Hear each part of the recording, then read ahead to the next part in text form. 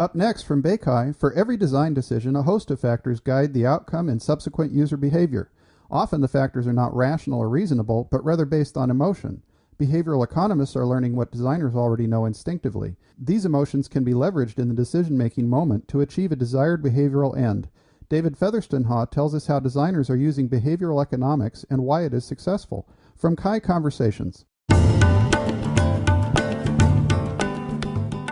Welcome to Kai Conversations. I'm Steve Williams, and you're listening to another program on computer-human interaction from Beikai. This program is made possible by Beikai volunteers and the generous support of Beikai members like you. Thank you. And now, here's our program. David Fenshaw / Fetherstonhaugh / Featherstone is our first speaker and went to grad school with me. He came to Stanford to study with Amos Tversky. David finished in 2000 and has been involved in many entrepreneurial projects. Started Agora, Networks.com while he was still in graduate school, and has done a lot of interesting things, showing a real bent for taking ideas and deploying them in ways that change the world. So it's quite logical that he would end up at this stage at IDEO, and I'm going to just invite him to talk about what he's doing there.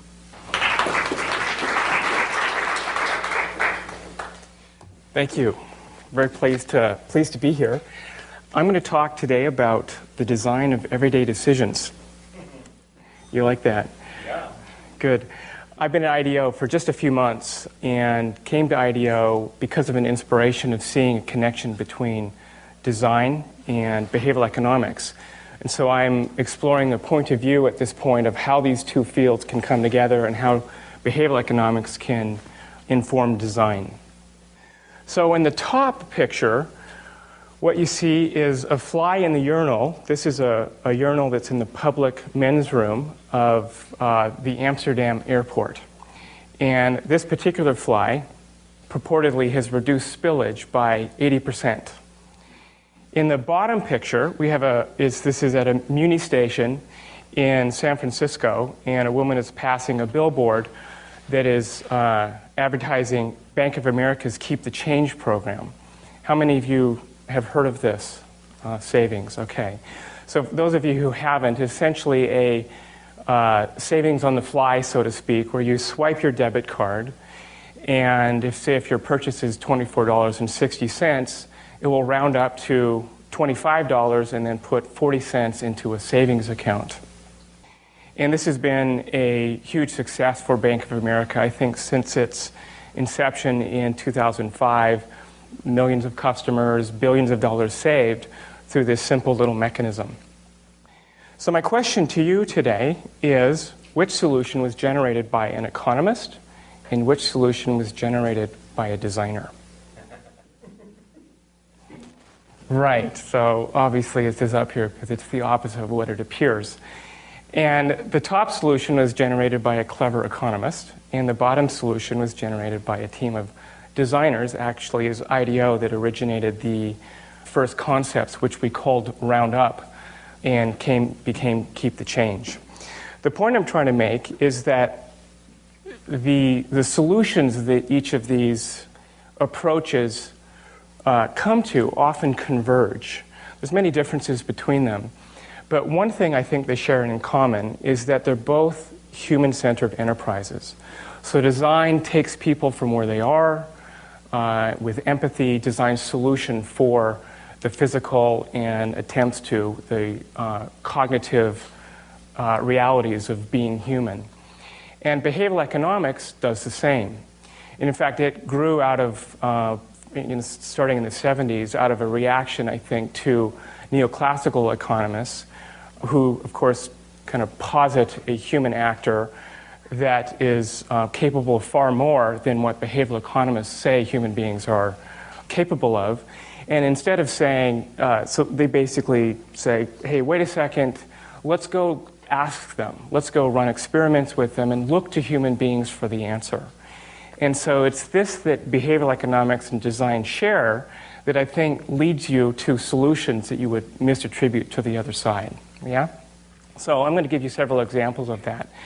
First, let me kind of go through the beginning of my point of view on this, and basically to show you that It's this gentleman. This is Mr. Spock. And we've absorbed this cultural story, right, that human beings are rational.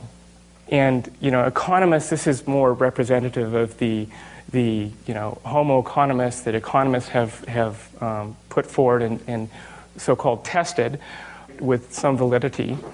And when you come to design for this guy, right, you generate solutions that actually don't work for real human beings. So if you look at the savings account of consumers, what it is one big bucket in which you put all of your money, yeah? And Mr. Spock would have no problem allocating his income into various budgets and so forth and stay on budget. But that doesn't really serve the human being well because of emotions and proclivities that they have, impulses and so forth. And designers know this, right? And this is often the individual that makes design so effective, right? See, because design doesn't work for Mr. Spock. Design for him, right? We think of order effects or color or his ability to process information in a very good memory, unswayed by emotion. I mean, design just wouldn't work for him because he's an information processor. On the other hand, with Homer, who has impulses and so forth, these are the things that designers basically leverage. Now, I'm not putting this up here to cast aspersions to human beings. This is basically an exaggeration to show, look, we have another side, right? So the human mind is a mix of thoughts, feelings, emotions, habits, memories, and as a designer, what you're doing is I think, intuitively leveraging these things in the moment, right? So these are all things that are vying for supremacy, and a designer is intuitively leveraging these things, emotions or colors or memories, in order to inspire different actions out of the people they're designing for. And so context, right? I mean, this is kind of obvious. Context, manipulating context or modifying it is really the designer's stock in trade. This is what we mean to show with this equalizer, where we're basically leveraging these states of mind to achieve a certain goal. Now, marketers, right? Marketers will, modify context to reach a particular end, and this is really what I'm talking about. Is kind of a value-free tools, right, to change behavior. Designers at IDEO and other firms, in contrast to marketers, are really looking to help people achieve the goals, basically designing for the future self, right? There's a couple things that I think you're conflating that might be separated. And one is that we make decisions in part in flawed ways because our human reasoning is flawed. And that's the stuff you're talking about, appealing to the emotions. But every decision is an emotional event. Mm-hmm. And you don't want to get away from that. Well, I actually it's common to hear that people have flawed reasoning, and that's really not my perspective. I mean, certainly when you compare it to the standard of the rational human being and logical conclusions, there are ways that human beings, they're not good calculators. So the point of view here isn't that look at people and how flawed they are. It's like, let's take them from where they are, right? It's really the latter point that I'm stressing. So my point isn't here to say that people are, irrational, and there's many books and points of view that have kind of highlighted that, and that often comes in comparison to economics, right? And indeed, it's useful to make that comparison, but not to demonstrate that how, the foibles of human beings. This is really from a designer's perspective of taking them from where they are and trying to help them achieve the goals they want to achieve. Yeah? So from a behavioral economist perspective, designers are really intuitive choice architects is what they are. And if you kind of look at the core, I think, of design, and it's kind of removing the robe, so to speak, what designers are often doing is trying to achieve a preference switch. So getting people to select option B when they would otherwise select option A. And I would submit that good design is about getting people to enjoy doing that, yeah? So let me give you a couple of examples. This IDEO and other design firms have designed ATM machines like these, and a lot of thought goes into these with interaction design and so forth.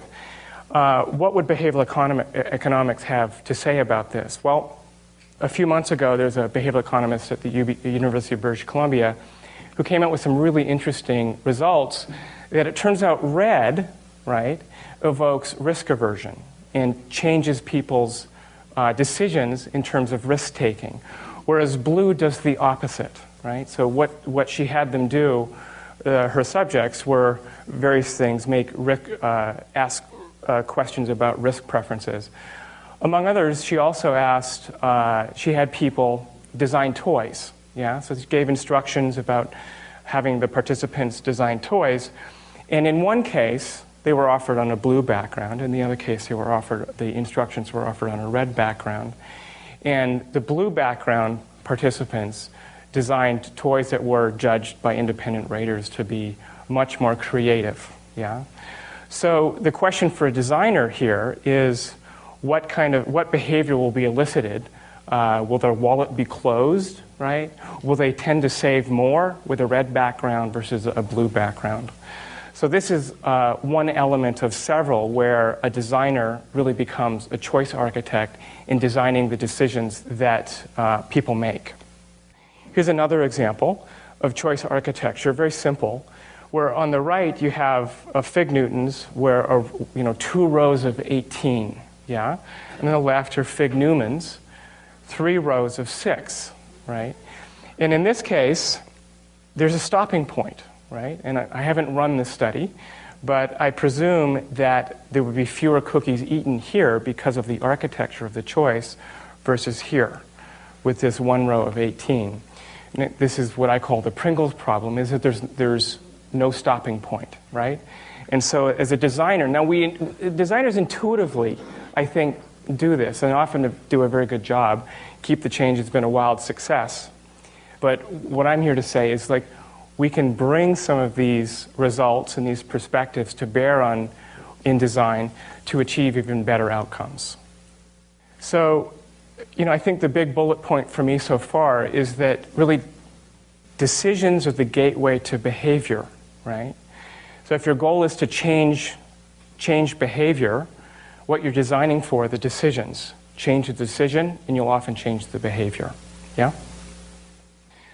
So the next part, what I want to do is unpack the Keep the Change program to kind of show you how a behavioral economist sees this great design solution. And this came about during one of my first meetings at IDEO, where I was sitting with a number of IDEO folks, and there was a partner there. And he said, people always come to us and say, design Keep the Change for us, right? And in fact, as I did my tour to other design firms, they too have people coming to them saying, design Keep the Change for us, yeah? Because it's a celebrated case with great results. And so I asked, do you guys know how to replicate it, right? Do you know why it works? And so what I'll show you here is why it works, and I'll give you a few comments on how to replicate it, which is really exciting to me because this problem, as you'll see, is more than just, saving nickels. It's great to save nickels and make them, ask Google, but it's really a solution to apathy, which, as I hope to show you, is a really big problem that if we have a solution for, can solve some pretty tough problems in the world. So I'll break it down into a couple of separate sections, and this is basically subjective valuation, how people value stuff. And in the first case, the psychophysics of value, and then this really nifty idea from Dick Thaler, who is one of the authors of Nudge. This is one of his early books from the 80s on mental accounting, and how that plays in and works as a solution to apathy. So let's hone our intuitions. I'll give you a couple of examples to see if these resonate with you. So you're in the grocery store, and how different is the decision if you're buying a pack of gum in the candy aisle versus when you're in the checkout aisle with a couple $100 basket of groceries? It seems to be so much easier to buy gum when you have this basket of groceries and when you're in the candy aisle. Why is that, right? If I told you if you were after some kind of iPhone adapter for your car, so you could listen to music in your car, and I say, look, this is a $200 item. If you drive to Mountain View, you can get it for $100, right? You'd probably drive to Mountain View.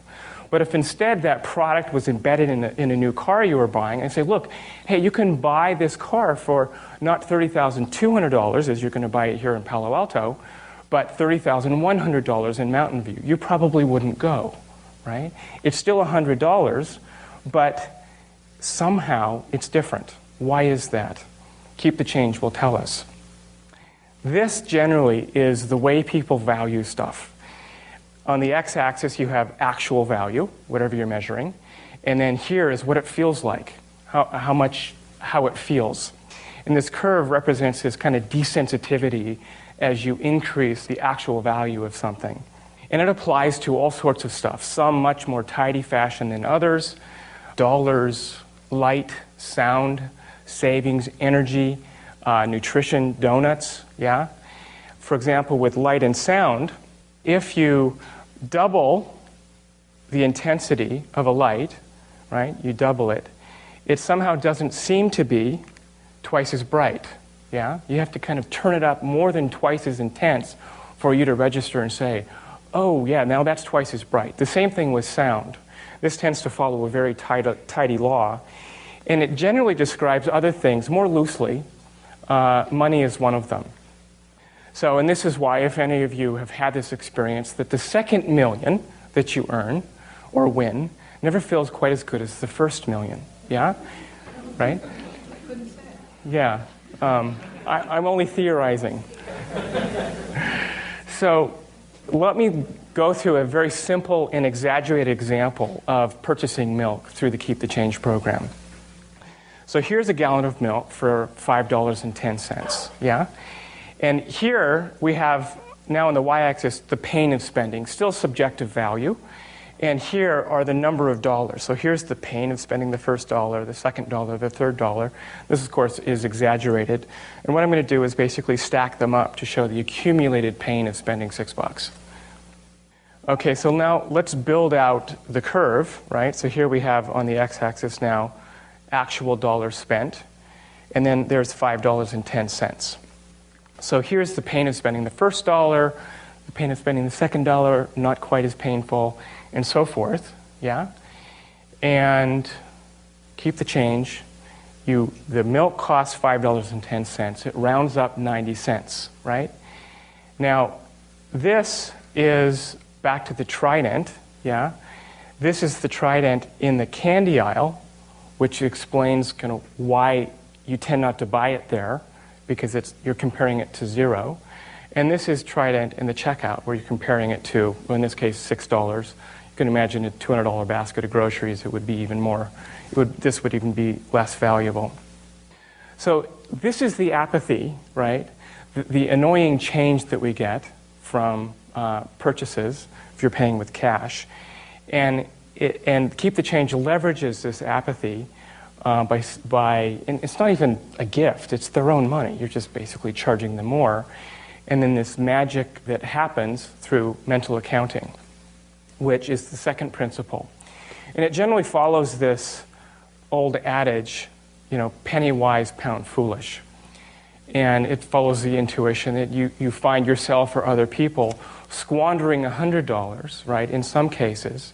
But then in other areas, they're trying to, be very careful about saving a quarter, yeah? This is basically the core idea behind mental accounting. So here we have Homer again, and he has a set of mental accounts, right? And the size of, bowling, donuts, girls, and beer, these are large for him because these are things that really motivate him, whereas saving for his son's college and his own retirement are kind of loom small, yeah? So we all have our own mental accounts that are meaningful to our lives. They, I think, create a lot of, interspousal conflict because, our mental accounts with spouses don't necessarily match. And, here are a few examples to kind of, again, hone your intuition.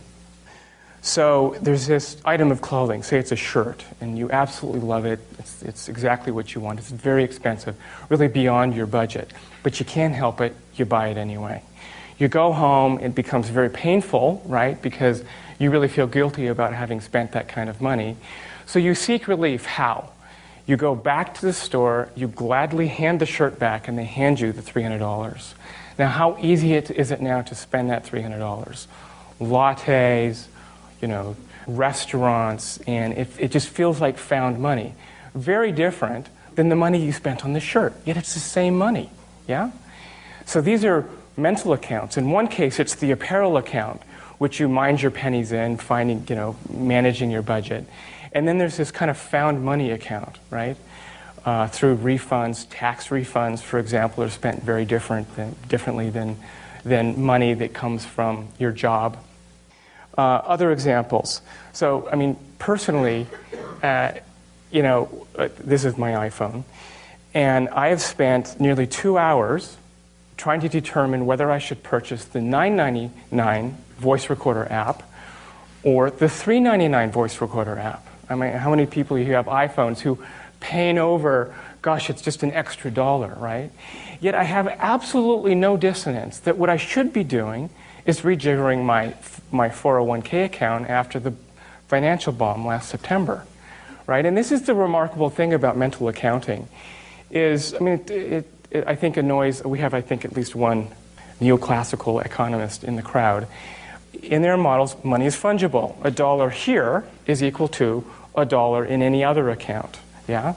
But to the human being, rational ones, like me, who think about this stuff all day long, there's no dissonance for me. I gladly will, and I'm telling you about it now, and it's like no big deal. So this is the power of mental accounting, and it's so much around us. It's the air we breathe, right? And this is what makes Keep the Change so powerful. Let me give you another couple of examples. Banks have used this to great effect. So you've all probably experienced a non-sufficient funds check from, where you're overdrawn. And how annoying that is, right? You hate your bank, you hate yourself, the $25 charge comes, and it's just a reminder of what a putz you are, right? So what do banks do? They create this new category, mental account, called overdraft protection, right? What happens? So you charge it, non-sufficient funds, you get some rollover from a different account, and then you go, oh, thank you, bank, for having designed this great solution. And then you get this $25 fee, the same fee, right? But it's processed very differently because it's coming from a different mental account, yeah? Just this weekend, I think it was in Obama's Saturday address, he announced this new policy through the IRS coming in 2010, which leverages mental accounting. And it will allow, it's voluntary for employers, allow employers to set up a situation where unused vacation and sick time can be channeled into a 401k retirement savings account, yeah? Same with actually that's not IRS, this one's IRS, where if you get a tax refund, to streamline the transfer of that tax refund into a 401k account because Americans don't save enough, right? The savings rate was, I think, negative in 2005, and now I think it's 4%, but still not enough, right? So, and it's no coincidence this is coming from Obama. He has, among his counselors, a cabal of behavioral scientists, many of them behavioral economists, who have helped him shape his policies, helped him design the program for contribution to make a $10 contribution meaningful to his campaign, which I attribute not a trivial amount of his success for getting into office with these people. And I think, my guess is, I don't know for sure, maybe some of you in the audience do, that it's the same group of people that are counseling him. In fact, the co-author of Nudge, Cass Sunstein, is the lead regulator appointed by Obama now, which is hopeful news to me. Right, so have we honed our intuition about mental counting? Let me show it working in Keep the Change. So here we have the same curve now, and there's the 90 cents rounded up to $6. And here we have the same graph, just now smaller. This is now the mental spending account, yeah? And here's a new account called the mental savings account. And in this example, it's an actual account, but it's really, for the purpose of this, yet another mental account. So what happens with that $90 that we didn't care about? 90 cents. Thank you. There it is. Okay, so we're going to move it. Yeah? We're going to move it into a different account. Now watch what happens here, right? Think of the Trident in the candy aisle. Then you go, wahoo, right? So it's only 90 cents, right? But it feels free. It feels like you're getting something, right? More than that, every time you swipe your card, it's kind of confusing if you think about it. I'm spending money, but I'm also saving money. And I'm not sure people really follow that it's, their own money. I think they really stop at the joy that they feel. It's a little bit of joy. Every time they swipe, you're kind of like stacking this joy on top of each other. And if you talk to people that have this account, not long ago I spoke with my realtor, and I told her I was at IDEO, and I said, they designed Keep the Change. She goes, really? She grabbed me by the shoulder. She goes, I love that account. She said, I said, how much do you have in it? She goes, I don't know, about $500. But she just loves, every time she swipes, to be saving, right? It's a bit of a shell game, but it gets people to save, right? And it gets them happy about it, right? So this is really a solution for apathy, right? It's neat, it's impactful in this case, but it really, to me, is a model for designing for apathy in general. So the next question is, how do you replicate it, right? Can we replicate it in an even more impactful domain than in savings? Of course, the answer is yes. So there are kind of two tools, as it were. And if you find yourself kind of needing to design for apathy, is to recognize the apathy. And if you listen closely, you will hear it in different domains. I was on a observation a few weeks ago, and it was on energy. And the participant, who was a self-proclaimed environmentalist, was telling me a story. He, in fact, was the only one of all the group that we studied that knew what a therm was. Yeah? A therm, if you don't know, and I've, embarrassed to say, learned recently, is the unit of measure for natural gas. He knew because he had just completed a school project with his 6th grade son where they would track energy at the meter. Yeah? And they had done, I think, he said 4 or 5 laundry loads in the middle of the day, tracked the meter, and he said it only went up like 2 therms. And he looked at me and he said, what's the point? And, and I heard that, and this is the apathy, right? And if you think about it, that's really troubling. Because if this guy isn't motivated to save energy, we may as well pack up and go home, because this guy's at the tip of the distribution. And this is kind of what started me thinking about how to apply this. And so let's look to keep the change for the solution. So we've recognized the apathy, we heard it. What can we do to get this guy to care about therms, right? And so here's one example that I came up with. So he has a 6th grade son he's wanting to go to college.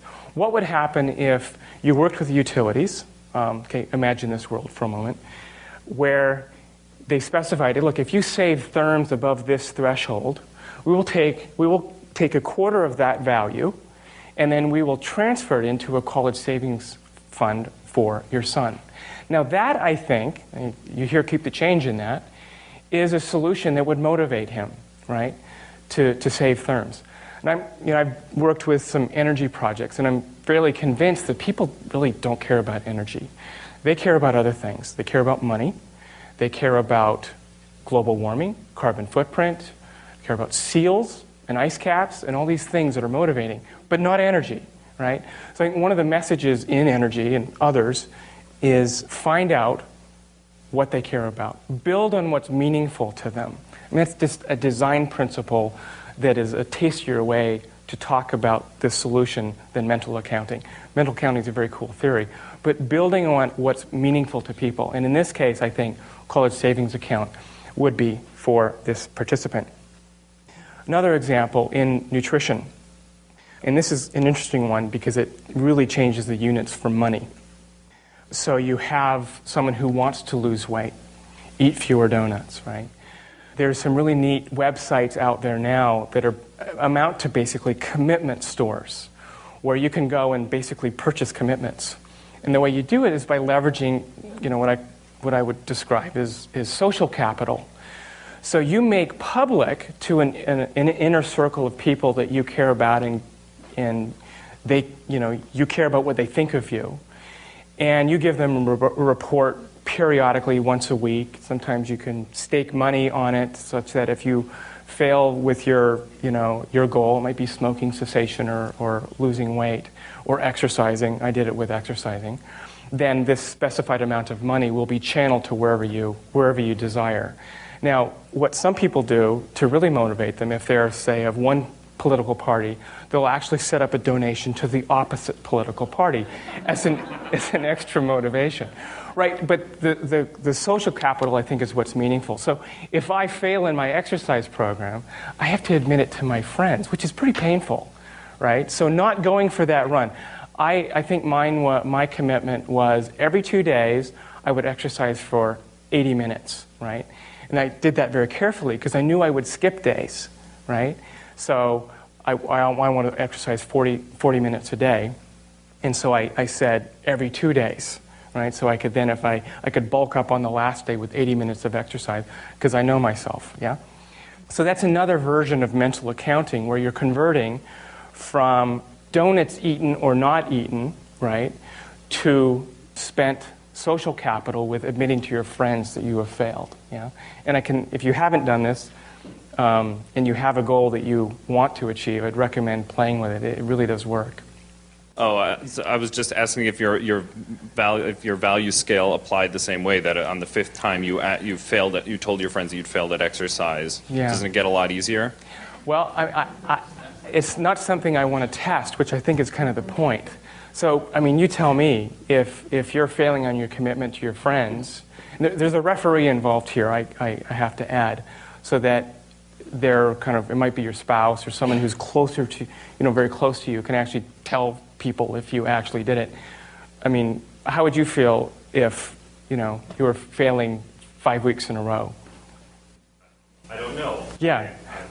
But I would say that it seems that one of the advantages of the Keep the Change design is that the advantage is outside of your action, outside of your control, as opposed to the exercise, which is entirely within your control. So if there was something about it that some aspect of the activity of exercising that was out of your control, for example, the way you look, that isn't really under your control. So the advantage of exercising isn't just that it makes you feel better or that it's healthy for you, it's that it actually improves the way you look, which then has all these other side effects in your social life.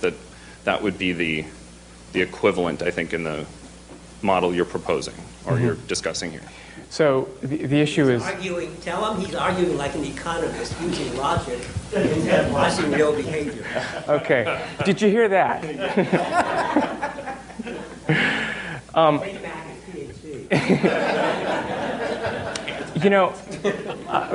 My guess is that, upon repeated failures, it probably does become less impactful, right? Theoretically. I'm not sure it kind of operates like that with social capital. I want to keep my friends, right?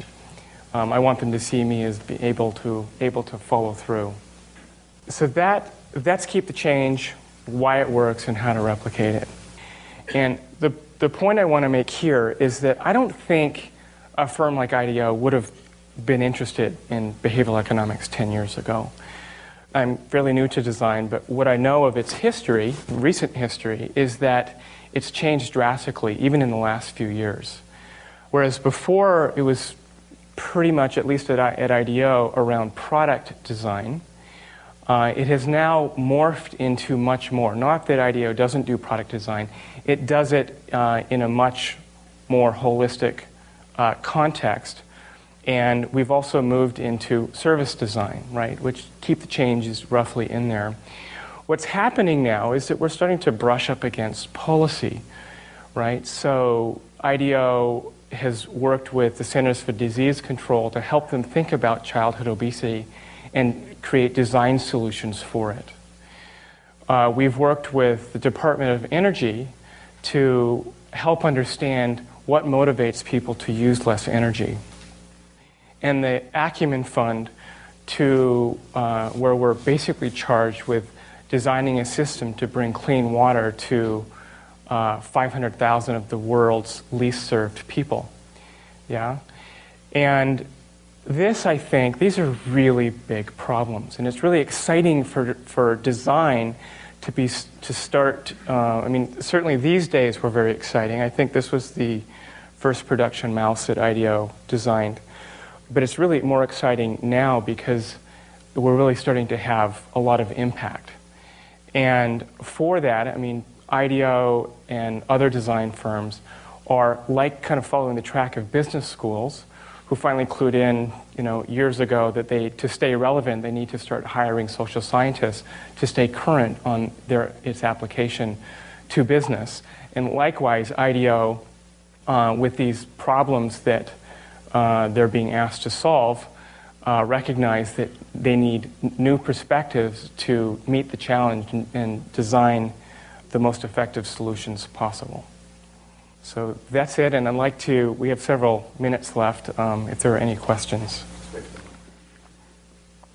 It sounds good, but I wonder whether you're not hiding the dark side. Basically, IDEO, or an IDEO clone, is really being paid by, let's say, the corporation that is in the business of trying to make people do bad things for people. Mm-hmm. Isn't this a neutral science, and because the money is the corporation, it's going to be moved toward bad things for the society rather than good things? Yeah. That's a really good question. And I guess I would start to answer it by questioning whether there is such thing as a neutral way to design. If once you appreciate, right, that optimal human beings are subject to systematic error, right? Another way to put it is they are basically kicking their future self in the butt, right? They're trying their best, right? Then it kind of necessarily means that an intervention to help them do better, achieve the goals that they profess they want to achieve, that they need help doing that. And I think that's the role of a designer, which it gets really uncomfortable, right? Because this idea of paternalism, right, and as Sunstein and Thaler talk about, libertarian style of paternalism, it's uncomfortable for a designer, especially if they're coming from the perspective that unbiased design is possible. So as a choice architect, how do you present choices in an unbiased way? Look at the lunch lady in the cafeteria, right? How can she present good food and the not so good food in a way that's neutral? I think it's impossible. You're either going to put the carrots up front or you're going to put them in the back, right? Or you put them side by side, but what happens if people come from the right versus the left? So that's what I would talk about, that's how I would address the unbiased part. I didn't say what I was arguing. I'm sorry. What I was arguing is not unbiased. But the fact that, yes, you're altering by applying this new technology behavior, as opposed to what possibly they would do by chance.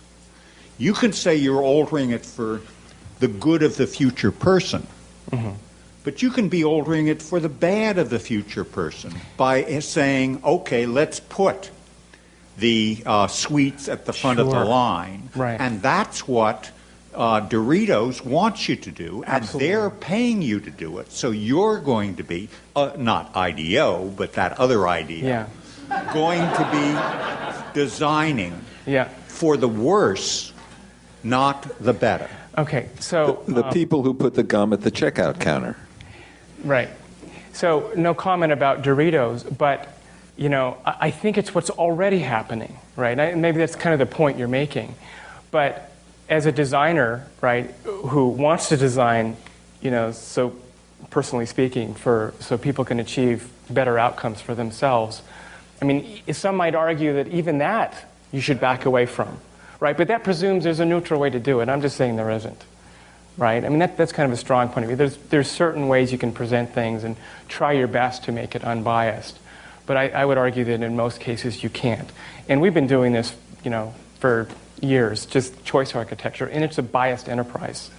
And we use different words to describe it, but at its core it is. As far as the corporations go, a severe position would be not going to touch them. We're just going to design for people, for companies, clients that share my value system. Yeah.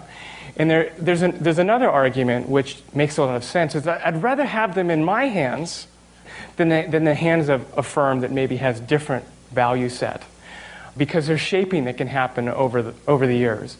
So we have a new discipline that is relatively new discipline that is formed at IDEO called business design, who takes it as its goal to figure out business models that will actually work for the client.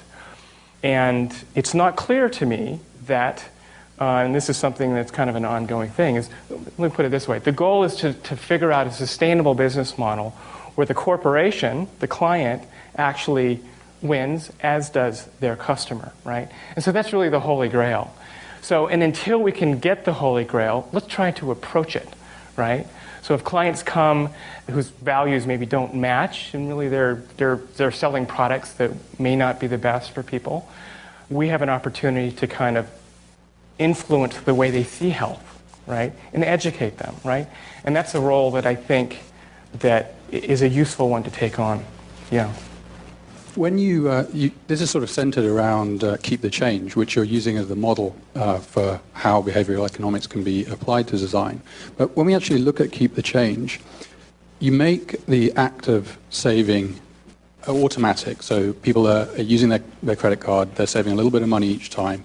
They don't get the choice each time. It just happens in the background. The number is very round and nice, and they feel good about the fact that they've saved some money. And the savings account sort of automatically builds up some credit. My question is, doesn't that savings account then just feel like found money?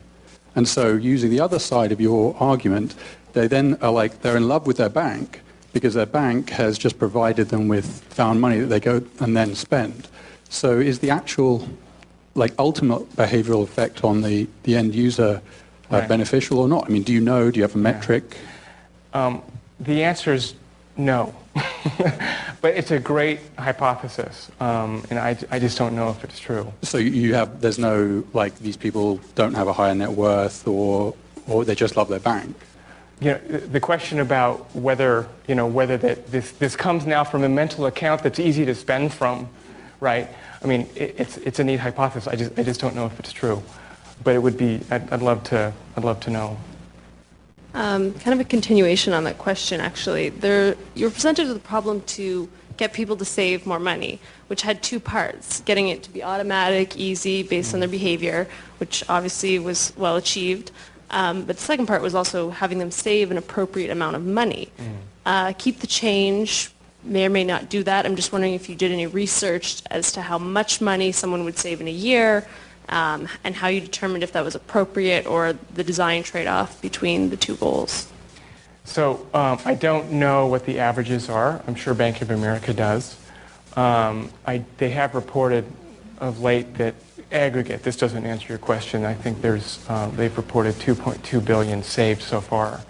And my guess is wasn't intended to be like a retirement savings system, but, it's a step in the right direction, which is very positive. But we have someone disagreeing with that. It's a step in the wrong direction, maybe. Is that it? Yeah, okay. Yeah.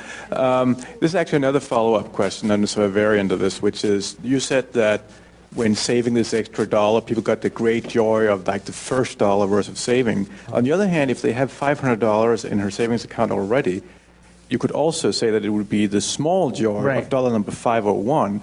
So how come? What is the sort of theory principle that explains that? So the apathy starts to happen in the savings account as well. It's like, what's another 90 cents? You know, I've swiped this thing 1,000 times. Yeah, I mean, it's a good point. I think it's you know, from certain perspectives, it might be true, right? And looking at their monthly savings account and see $500, and then next time they swipe, they think, you know, peanuts. You know, let me answer it this way. You know, I don't know if you're a latte drinker, but when you go into, there's this reset that happens, right? So when you go in to buy your latte, $4, it's like, you're kind of miffed at Starbucks because that's just too much for the drink, but you find yourself there the next day, right? Now, when you buy that next latte, you don't go, oh man, $8, now I'm really mad, right? You've reset, and you're back to $4, right? And in fact, you probably feel about as miffed about it as the millionaire behind you, who is also resetting, right? In some sense, he shouldn't care about $4, right? You know, high net worth, but he's comparing it to zero and his reset from the day before. So I'm not saying that, you know, at some points in the review of the account, people don't go, you know, and are subject to this kind of, you know, growing insensitivity. But the moment of swiping, right, I think you're not integrating all of that and calculating your net worth, subtracting, you know, this little bit. It's a new bit of, it's a new gift to you. So, enough about small change. Let's talk about design. I noticed you called yourself a designer. And I noticed that when you're talking about this business design group, they're writing business plans. The term design has always been in English being a large term, but I'm having trouble deciding what to call myself. I think, like you, I'm more on the inventor end. And when the term designer starts to it's about invention, it's about business plans, what's it mean, and how do we decide what to call ourselves? I had dinner with Don Norman here, and he told me this thing. Dick Thaler, who he was talking to, came to him, tell me if I have this right, Don, and he said, look, I'm writing this book, and he fashioned himself as a designer. Now, this is like, you know, an economist, right? He sees himself as a designer, and I think, just as I think designers are intuitive choice architects, I think economists are intuitive designers, right? So I'm using the term broadly. So, you know, if you want to use a more restrictive term, you know, I suppose you can.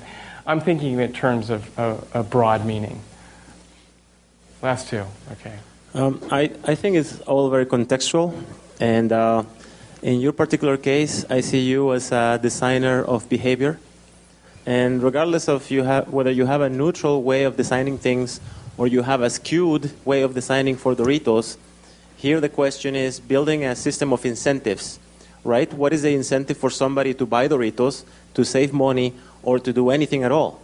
So presenting the appropriate artifacts to model that behavior and present, I guess, the usable solutions to pursue that particular behavior you're designing for your purposes is what you call yourself. You know, I designed sales engines for Cisco. You design, you know, something else. In the end, we all design, you know, behavior. What I'm interested, as a question, follow up to this comment, is can you point us after this talk to some user-centered, user incentive design papers or other materials that we can use to step a little bit outside of the conventional, you know, top 10 commandments of Jacob Nielsen, or really high level, you know, here is the ABCs of usability. Is there any studies that really provide newer or cutting edge techniques that you've used for your research? Or?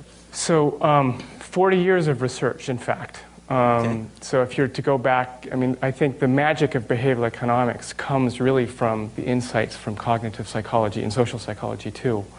And the answer is yes, I can point you to things, and they're not hard to find.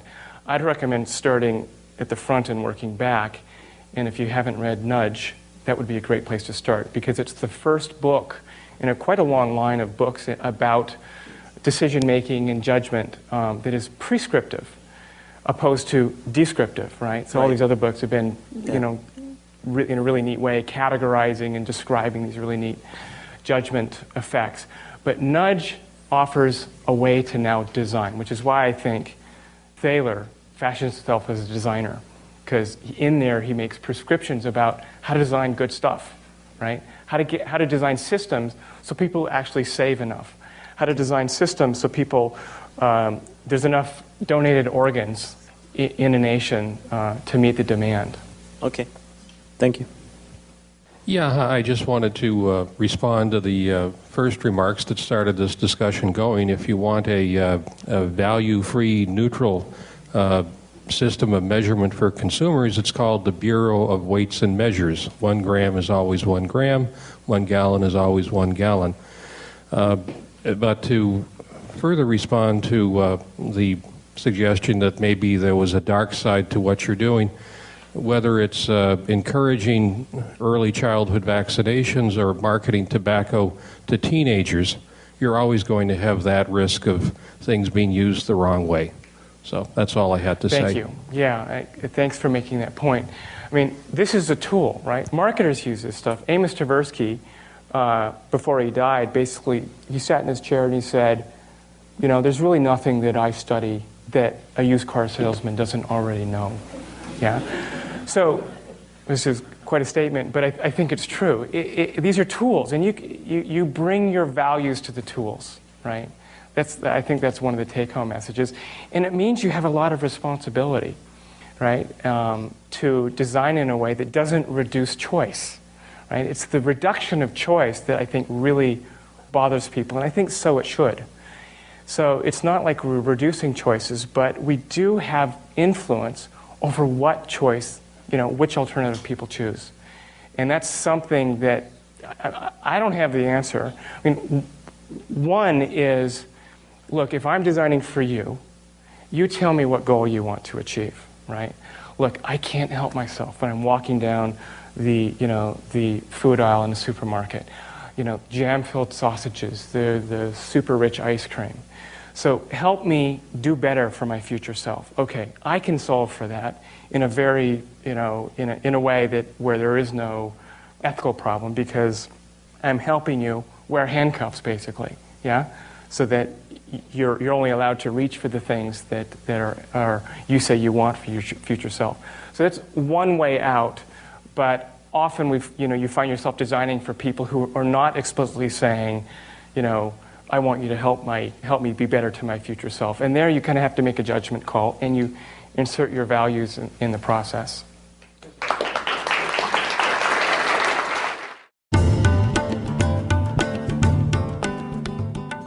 Thanks for listening to Beikai. The post-production audio engineer for this program was Mike Seifried. Our website editor was Lisa Tyson. This is Steve Williams. I hope you'll stay tuned for the next great program from Beikai on Kai Conversations. The background music is River from the album Eros by Curandero. The music of Curandero is available from Magnatune.com. We're extremely grateful to Parc for providing the George E. Paik Auditorium in Palo Alto. This program is made possible by all the Beikai volunteers who serve the Kai community and the financial support of Beikai members like you. Thank you.